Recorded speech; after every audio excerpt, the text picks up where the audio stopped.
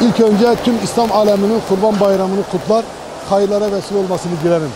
Cenab-ı Allah inşallah tüm darda olan, sıkıntıda olan Müslümanların sıkıntısını bu kurbanı vesilesiyle gidersin derim. Malumunuzdur, Umut Kervanı olarak her sene Kurban Bayramı'nda yapmış olduğumuz çalışmaları bu sene de yine kurbanın ilk gününde başlattık. Daha önceden yapmış olduğumuz hazırlıklarımız ihtiyaç sahipleri için, muhtaç aileler için kurban kesimi ve et dağıtımı ile ilgili bugün bir çalışma yapıyoruz. Kesim alanındayız. Görüyorsunuz bir mahşeri bir kalabalık var burada. Halk olarak, toplum olarak hakikaten bugün kurbanın kesimiyle alakalı, kurbanın etin dağıtımıyla alakalı çok ciddi manada bir kalabalık var.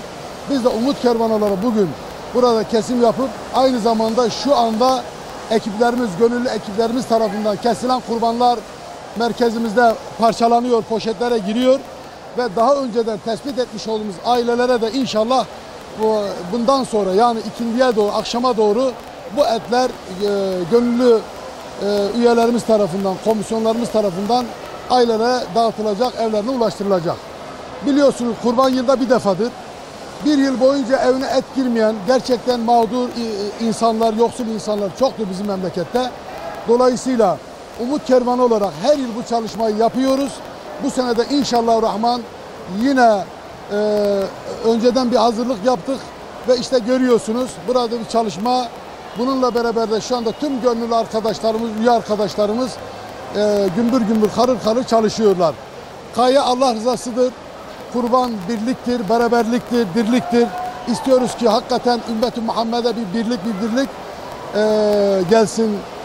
Bundan dolayı Hazreti İbrahim'in İsmail'i kurban meselesiyle alakalı biliyorsunuz.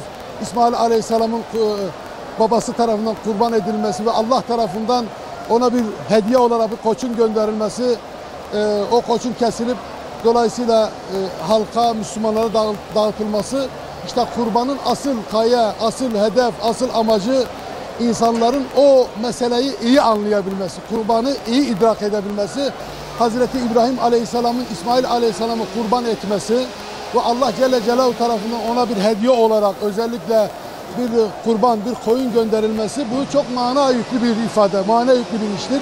Dolayısıyla önemli olan o İsmail'i bir anlayış, İsmail'i bir teslimiyet, İbrahim'i bir anlayış bu çok önemlidir. Biz de halkımıza inşallah diyoruz Rabbim o şuuru nasip eder. İbrahim'i bir anlayışı, İsmail'i bir teslimiyeti nasip eder ve halk olarak da kestiğimiz kurbanları inşallah rahman o şuurla insanlara ulaştırmaya, bir yıl boyunca evine et girmeyen insanlara et ulaştırmaya inşallah Umut Kervanı olarak devam ediyoruz, devam edeceğiz inşallah.